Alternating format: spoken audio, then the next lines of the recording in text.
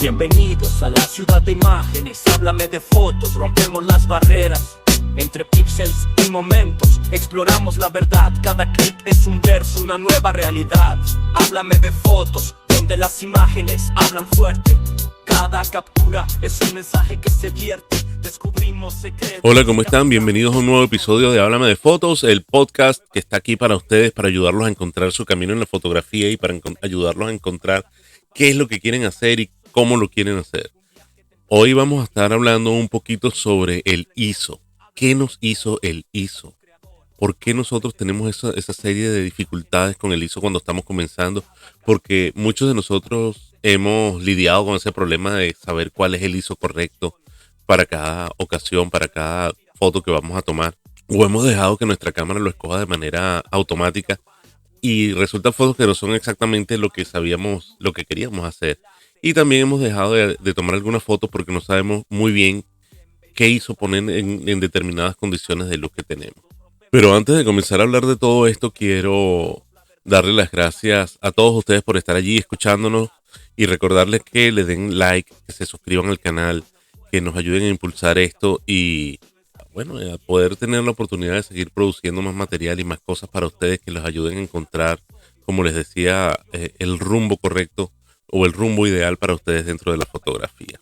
También quiero agradecerle a la gente de Alegría Repostería, las más deliciosas tortas, galletas y ponquecitos del área metropolitana de Caracas. Ellos tienen ahorita una promoción maravillosa que no te puedes perder para el Día de las Madres. Si tú no estás en Caracas, pero tu mamá sí, puedes hacerle llegar una de esas tortas, uno de esos postres maravillosos de Alegría Repostería con delivery gratis, utilizando solamente el código HDF.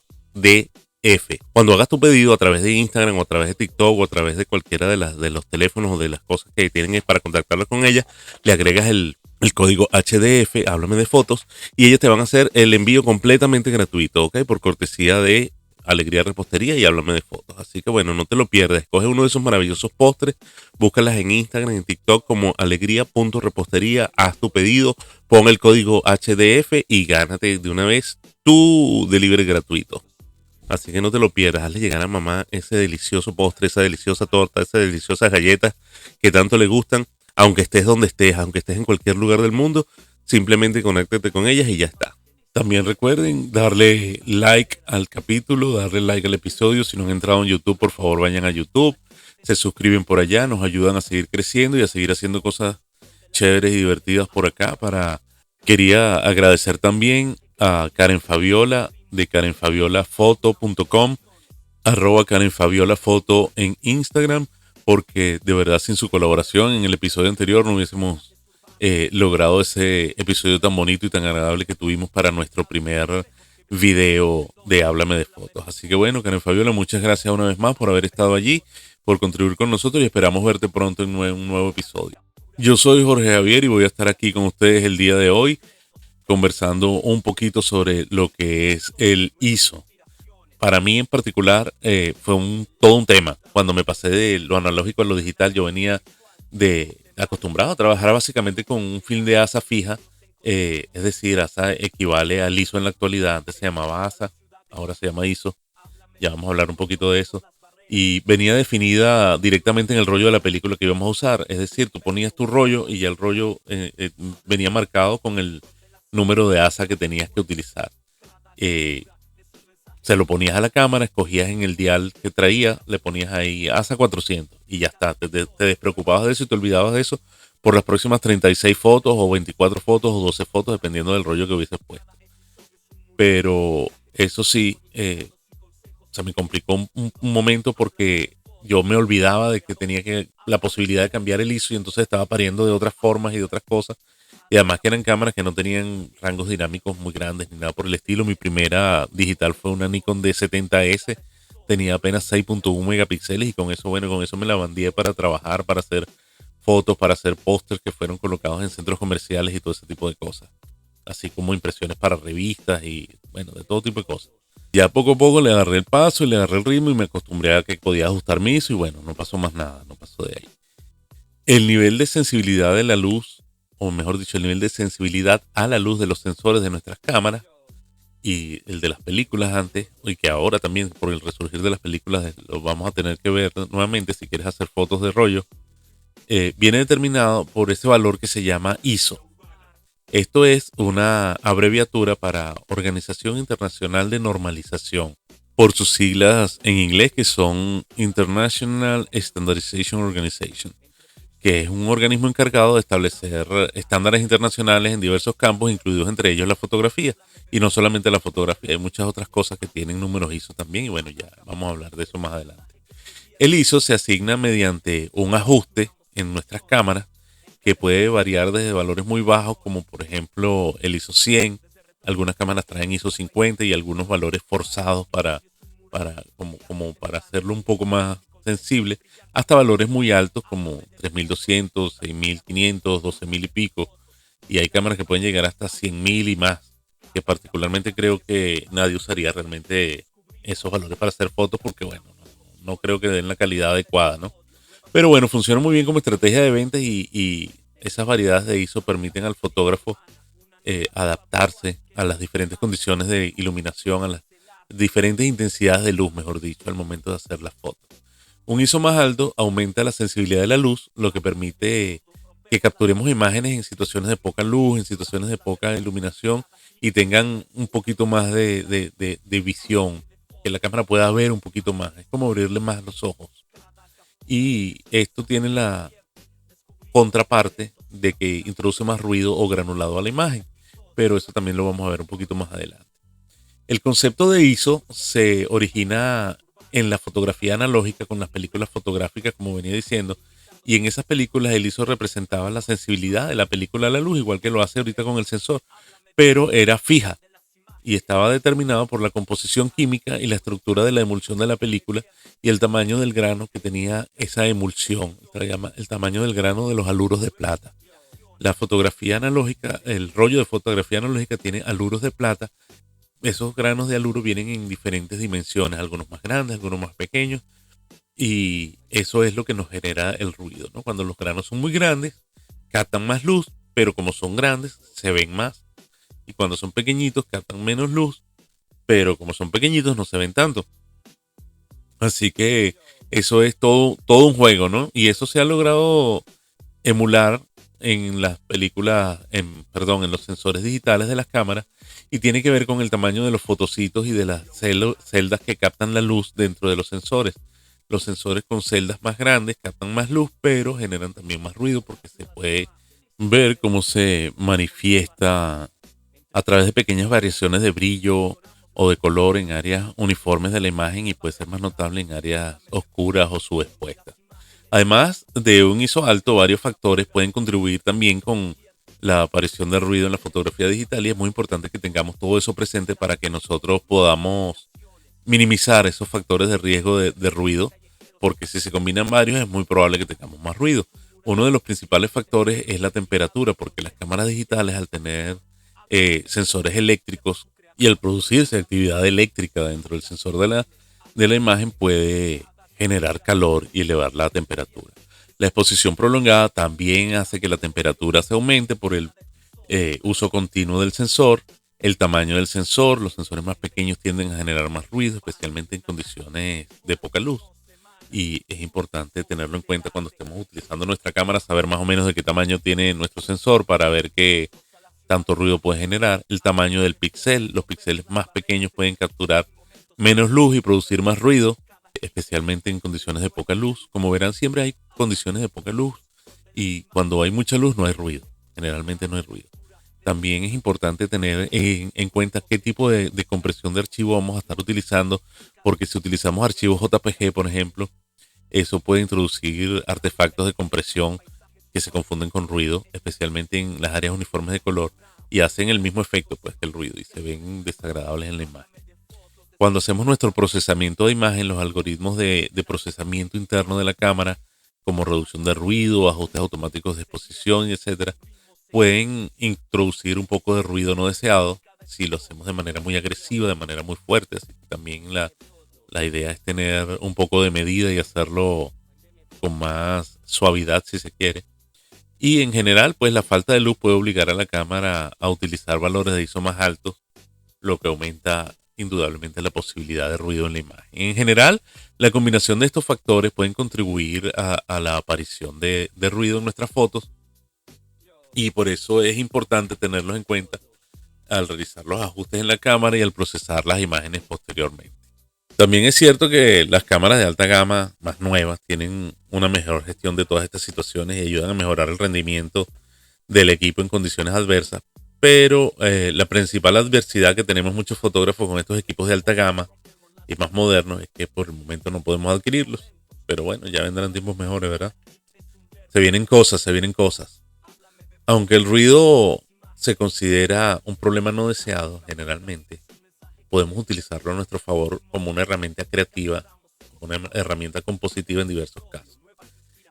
Podemos, por ejemplo, en algunos géneros fotográficos como la fotografía de calle o la fotografía de conciertos, ese ruido, ese poquito de grano allí en el ambiente crea una atmósfera más, tú sabes, como más auténtica, como más única, más especial, y da la sensación de estarnos metidos, de que estamos metidos en la foto, de que estamos allí presentes en el momento en que se hizo la foto, y eso nos da una sensación muy agradable en algunas fotos, ¿no? También el ruido puede aumentar la sensación de textura, de detalle en una imagen, sobre todo en estas fotografías blanco y negro que tienen alto contraste, que tienen poca rango de grises, ¿no? Como quien dice, sino que tienen un saldo bastante fuerte entre el blanco y el negro. Pero con este grano se le ayuda a ponerle un poquito más de esa textura, y crea un efecto muy bonito. Y nos da también un efecto vintage que nos ayuda a evocar esa estética nostálgica de las fotografías antiguas o de bajo presupuesto también, como la lomografía y ese tipo de cosas que nos dan ruido. Nos parecen muy bonitas y son muy divertidas de hacer también, y muy decorativas cuando las queremos poner en nuestra casa, ese tipo de cosas. Algunos fotógrafos digitales, algunos fotógrafos que utilizan cámaras digitales, le ponen ruido artificialmente a sus imágenes para simular el aspecto de películas fotográficas, especialmente en situaciones en las que quieren obtener un estilo cinematográfico o un estilo vintage. Incluso hay una serie de aplicaciones que ofrecen este estilo, así como los famosos presets de Lightroom y otros programas de edición y desarrollo de fotografías que nos ayudan a emular y a conseguir ese efecto que se busca. Y viene incluso clasificado por diferentes tipos de películas. Ya los presets te dicen qué tipo de película están imitando o están emulando. Así que bueno, es cuestión de encontrar el que te guste y es cuestión de encontrar el que te facilite tu trabajo. Agregar ese poquito de ruido en nuestras fotos también nos puede ayudar en ciertas situaciones, como por ejemplo a reducir esas banditas de color, esas líneas de color que salen, o el efecto de gradiente en esas áreas de degradado suave, de donde cambia el color de una cosa a otra, que aparecen a veces algunas rayitas que no nos gustan, y si le agregamos un poquito de ruido, pueden ayudarnos a minimizar esas banditas de color que son tan desagradables. Bueno, por supuesto hay que tener en cuenta que el uso creativo del ruido en la composición tiene que ser algo intencional, algo adecuado al estilo y a la intención de la imagen que estás creando.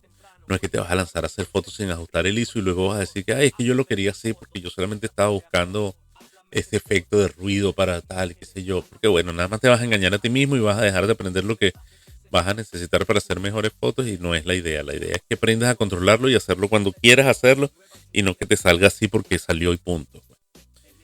El ruido se utiliza también en la fotografía como elemento compositivo, hemos dicho. Es el más común en las imágenes capturadas con cámaras digitales debido a los funcionamientos de la imagen, pero sin embargo también lo vemos utilizado en el diseño gráfico, en áreas específicas como el diseño web, en el diseño de interfaces de usuario, en la ilustración digital. Estas áreas el ruido se usa para agregar textura, para agregar profundidad o darle un aspecto retro, igual que en la fotografía, como habíamos dicho, a todos esos elementos visuales y a todas esas cosas. Además de el sistema ISO, otros sistemas de catalogación que se utilizaban para la sensibilidad de las películas antes del surgimiento del ISO era el ASA, el American Standard Association, que fue desarrollado inicialmente en los Estados Unidos y se utilizó en muchos países donde la influencia de los Estados Unidos era más marcada, como por ejemplo en Latinoamérica. Siempre en Venezuela, por ejemplo, yo siempre utilizaba películas con ASA, aunque utilicé de un par de otros sistemas, ya los voy a nombrar, pero generalmente utilizaba ASA 400 básicamente.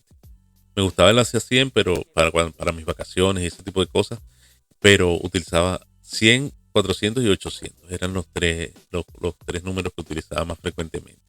Bueno, el ASA es un sistema que se basa en los mismos principios del ISO y proporciona valores numéricos para representar la sensibilidad de la película de la luz. Vienen valores desde 50 y se va multiplicando por 2. O sea, primero viene el de 50, después el de 100, después el de 200, después el de 400, después el de 800 y así. Al igual que pasa en muchas otras cosas con la fotografía, todo va duplicándose. Además del sistema americano, tenemos el sistema alemán, el sistema DIN, D-I-N, Deutsche Industrie Norm, que fue desarrollado en Alemania y se utilizó para catalogar la sensibilidad de las películas de la misma manera que lo hace el ISO y de la misma manera que lo hacía el ASA. Los valores se representaban igual por números, donde un número DIN más alto indicaba una sensibilidad más baja a la luz y viceversa. Por ejemplo, una película de DIN 100 era menos sensible a la luz que una DIN 200, lo mismo que con el ASA y el ISO.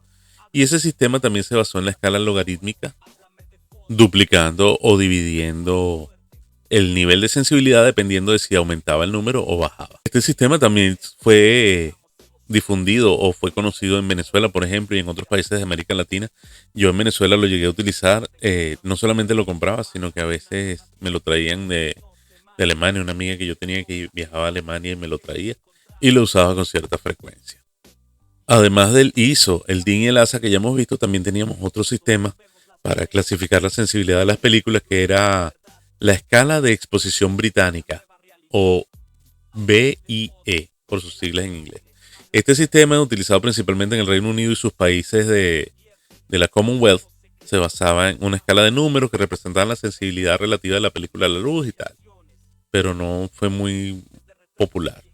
También en la antigua Unión Soviética y en Rusia y en todos esos países que estaban bajo la esfera de influencia de la Unión Soviética, ellos tenían sus desarrollos y sus cosas también simultáneamente, y allí se utilizaba un sistema llamado GOST, G-O-S-T, que significa normas estatales.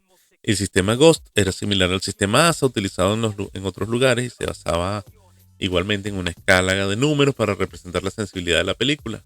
Por ejemplo, una película con una sensibilidad GOST de 100 era equivalente a una película ASA 100 o a una película ISO 100 en los otros sistemas de clasificación.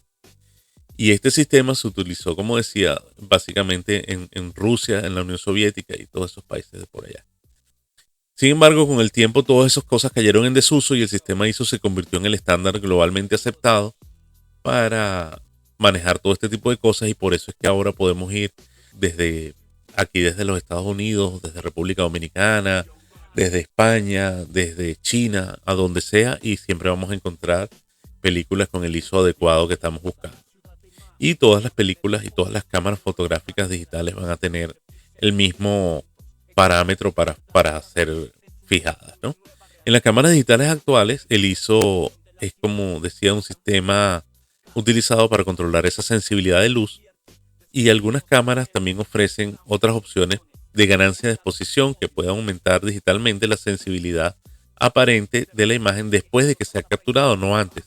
Pero esta ganancia de exposición no es lo mismo que ajustar el ISO, ya que no afecta directamente al sensor, sino que amplifica electrónicamente la señal de la imagen. Sin embargo, el ajuste de ISO sigue siendo el método estándar para controlar la sensibilidad en la mayoría de las cámaras digitales, y creo que eso no va a cambiar por un buen tiempo. El ISO, como les decía, no es aplicable solamente a la fotografía, sino que muchas cosas cotidianas cuya existencia y uso es de carácter global han sido estandarizadas con la intención de facilitar su uso. Y aquí te voy a dar algunos ejemplos. Por ejemplo, el ISO 3166. Este estándar establece los códigos para la representación de los nombres de países y sus subdivisiones, utilizados en países, documentos de viaje, en la identificación de dominios de Internet, etc.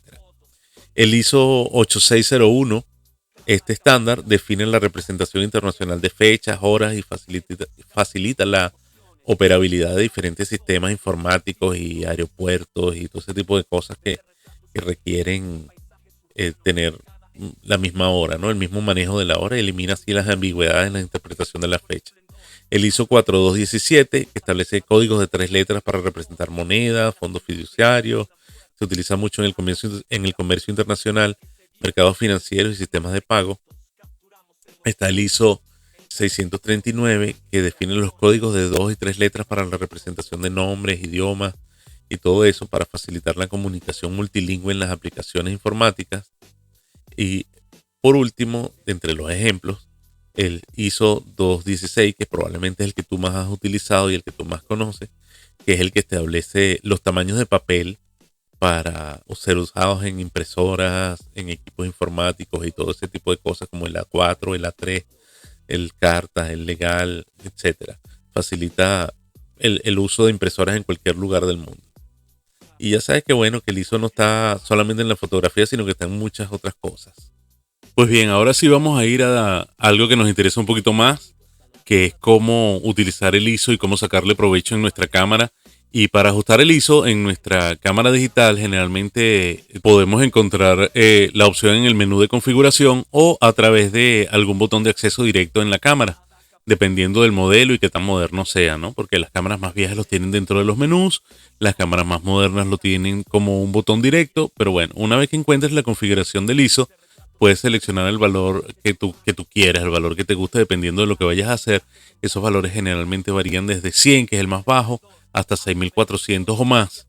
Yo siempre recomiendo que aunque lleguen a esos números loquísimos de ISO, no se vuelvan locos. Hay cámaras que aceptan muy bien hasta 1200, hasta 12000, perdón, de ISO, pero de ahí en adelante ya es una locura.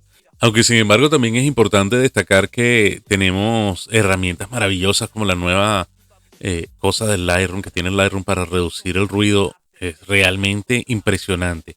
De una manera espectacular, con un solo clic te baja el ISO y así que bueno, puedes usar cada vez ISO más alto y resolverlo en postproducción. Pero de todas maneras yo te recomiendo que experimentes, que pruebes, que aprendas bien cómo funciona lo del Lightroom y que aprendas bien cuál es el nivel de tolerancia de tu cámara al ISO, para que no tengas problemas, para que sepas, mira, mi cámara se ve bien hasta tanto, porque no todas las cámaras son iguales. Incluso las cámaras del mismo modelo, de la misma marca y modelo, por ejemplo, digamos, dos Canon R5, tienen a veces diferencias en cómo capturan las imágenes, en cómo capturan las cosas, porque todo viene dado también por las ópticas que les pongas y por muchas cosas y por muchos factores diferentes, ¿no? Así que bueno, para que no tengas sorpresitas, para que no tengas problemas, para que no tengas ningún inconveniente, practica, prueba, ensayo y error. Verifica bien cuál es el nivel de tolerancia de tu cámara al ruido, verifica bien hasta qué punto puedes manipularlo en Lightroom para que no tengas problemas, porque no vaya a ser que te lances en un trabajo serio y digas, bueno, pero es que ahí me dijeron que yo podía usar esto. No, nadie te dijo nada. Tú tienes que probar y tienes que verificar qué es lo ideal para ti. Y para obtener fotografías más nítidas, de mejor calidad y todo eso, te voy a decir aquí te voy a dar algunas sugerencias sobre cómo aprovechar el ISO en diferentes situaciones de iluminación. Cuando tienes buena luz, fácil, es sencillo, como durante el día, por ejemplo, o interiores bien iluminados que tenga luz artificial bastante fuerte, bastante buena, puedes mantener el ISO en su valor más bajo, 100, 200, algunas cámaras bajan hasta 50. Eso te va a permitir capturar fotos más nítidas, con menos ruido, con mayor calidad de imagen. Igual cuando vayas a hacer fotografía de estudio, como tienes flashes y como puedes controlar la iluminación, como puedes controlar la intensidad de la luz, el ISO más bajo siempre. Cuando tengas una luz pobre, en situaciones así como atardeceres o interiores con poca iluminación, con lamparitas así que no son muy buenas, puedes aumentar el ISO para permitir que la cámara sea más sensible a la luz. Y sin embargo tienes que tener cuidado de no aumentarlo demasiado para que no tengas tanto ruido, ¿no? Aunque ya hablamos de eso del ruido, pero igual, de todas maneras, experimenta con diferentes valores para encontrar el equilibrio adecuado entre la sensibilidad a la luz y la calidad de imagen que tú quieres. Esto te sirve para interiores de iglesias en los que no puedas utilizar flash, y ese tipo de cosas, ¿no? Hay lugares, museos y cosas en las que no puedes utilizar flash, pues. Es importante que cuentes con una estabilización de imagen. ¿Cómo vas a estabilizar tu imagen? Hay cámaras que ya traen la estabilización por software. Hay lentes que también vienen estabilizados, entonces tienes dos cosas allí por las que puedes ver si tu cámara no tiene estabilización, quizás tu lente sí lo tiene. Pero para compensar ese aumento del ISO en condiciones de poca luz, considero utilizar un trípode, un sistema de estabilizador de imagen en tu cámara, como te decía, y vas a tener fotos más nítidas, incluso velocidades de obturación más lentas, sin aumentar demasiado el ISO, ¿no? Dependiendo de lo que estés buscando y de lo que quieras hacer. Y después el postprocesamiento. Después de capturar tus imágenes, puedes utilizar los software, diferentes software, como te decía, en particular Lightroom, que es el que yo utilizo, que tiene esa herramienta maravillosa para corregir las imágenes afectadas por un ISO demasiado alto, pero no siempre es lo ideal. Lo mejor es intentar capturar la imagen correctamente desde el principio, utilizando el ISO adecuado y utilizando los parámetros adecuados para que tengas una exposición correcta y sea más fácil tu postproducción. En resumen, entonces puedes utilizar para cuando tienes luz brillante o luz abundante, luz de día, un ISO entre 100 y 400. En esas condiciones de luz brillante, ese ISO te va a garantizar una imagen nítida, de alta calidad, sin mucho ruido. Después, cuando tienes luz interior o luz de un atardecer o algo así, 400 a 800 va bastante bien. En condiciones de luz así, es posible aumentar ese ISO hasta ahí, hasta 800 y tal, para compensar la menor cantidad de luz disponible, pero sin sacrificar la calidad de la imagen. Después tienes fotografía con luz más escasa, con fotografía de noche, y en la que no quieres utilizar flash o que no quieres hacer larga exposición. Tienes que utilizar el ISO entre 800, 3200 o lo máximo que te permita tu cámara sin generar ruido, porque hay que hacer que la cámara sea lo más sensible posible. Y cuando la luz es muy, muy, muy escasa, bueno, ya 3200 para adelante. Ahí sí te lanzas con todo hasta lo que puedas aguantar tu cámara, hasta lo que ya hayas experimentado previamente y lo que puedas controlar con tu exposición y con tu postproducción después. Estos valores son más o menos una guía general, pueden variar dependiendo de la situación específica de iluminación, la capacidad de tu cámara, la calidad de tu cámara. Es importante experimentar con diferentes ajustes para cada situación, familiarizarte con la forma en que se afecta cada cosa, la calidad de imagen de tu equipo. En general es algo más o menos así. Quería hacer un aparte sobre la fotografía de larga exposición.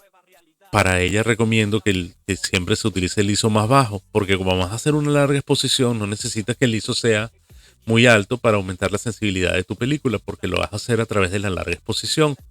Y eso te va a permitir que reduzcas el ruido, porque se reduce dramáticamente en esta exposición larga. Vas a tener un mayor rango dinámico porque los ISOs más bajos te permiten capturar y aprovechar el rango dinámico completo de tu cámara. Ya después más adelante vamos a hablar sobre el rango dinámico, qué es, de dónde se origina y todo eso. Produce menor posibilidad de sobreexposición. Con un ISO bajo es menos probable que se produzca sobreexposición en las imágenes, en las zonas de la imagen que están expuestas a la luz durante ese periodo prolongado. Es importante para que tengas una idea más o menos clara de cómo se puede ver los reflejos de la luz en el agua, los reflejos, los bombillos prendidos en la calle y ese tipo de cosas. Hay que mantenerlos más o menos estables y con un ISO bajo te vas a tener una buena calidad de imagen con respecto a eso. En resumen, puedes utilizar un ISO bajo en la fotografía de larga exposición, minimiza todos los riesgos de ruido, amplías el rango dinámico, reduces el riesgo de sobreexposición, lo que obviamente te va a traer como consecuencia fotos más nítidas, detalladas, de mejor calidad y cosas más fáciles de ver y más fáciles de tener. Otra de las cosas que quería para ya completar, para redondear la idea, para redondear el punto, es concretar sobre cuáles son las dificultades o problemas más comunes que como fotógrafos nos encontramos cuando estamos empezando y cuando estamos aprendiendo a manejar el ISO correctamente. Normalmente, como ya hemos hablado, el ruido. Ese es el principal problema en el que nos vamos a encontrar y puede afectar la calidad y la nitidez de nuestras fotos y eso es todo un problema, pero bueno, ya hablamos previamente sobre eso. También tenemos que, si no escogemos el ISO adecuado, vamos a tener sobreexposición o subexposición. Escoger el ISO adecuado nos va a permitir tener zonas correctamente expuestas sin exceso de claridad o exceso de oscuridad en ningún lado.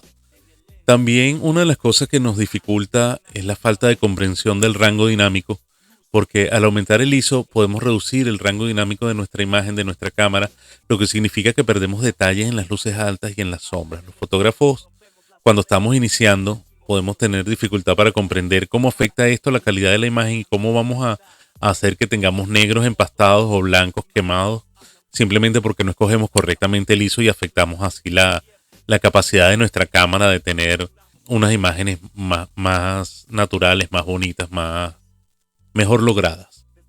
El uso excesivo del ISO automático también puede ser un problema porque dependiendo de la configuración que utilicemos en nuestra cámara, cuando estamos empezando tendemos a utilizar automatismos y cosas que nos faciliten la vida o que creemos nosotros que nos facilitan la vida.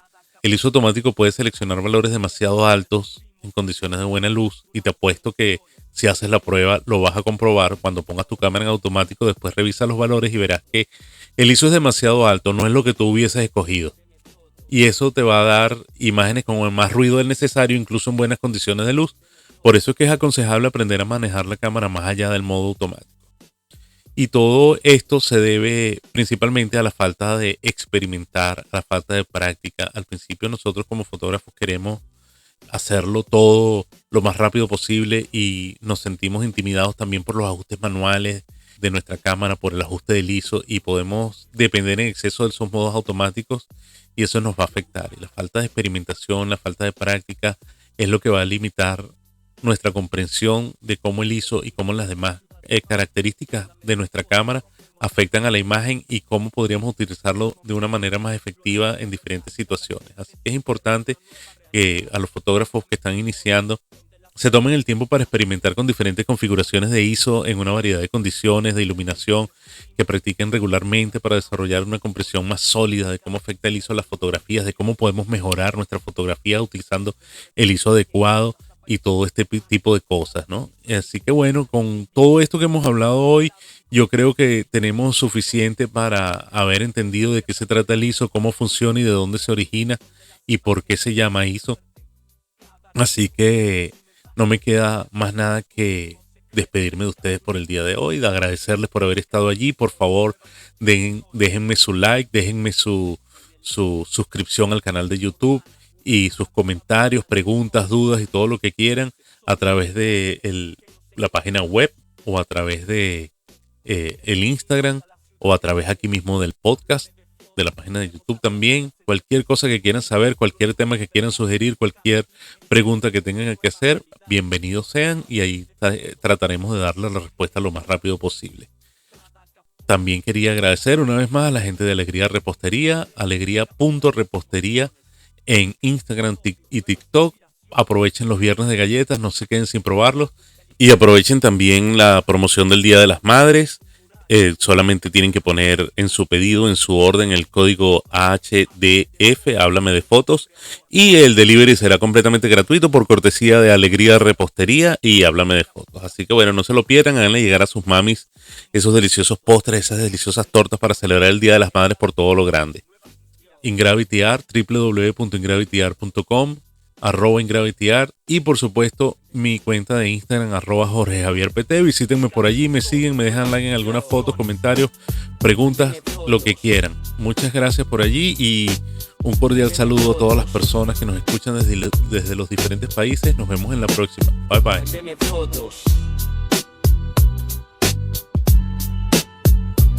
Fotos.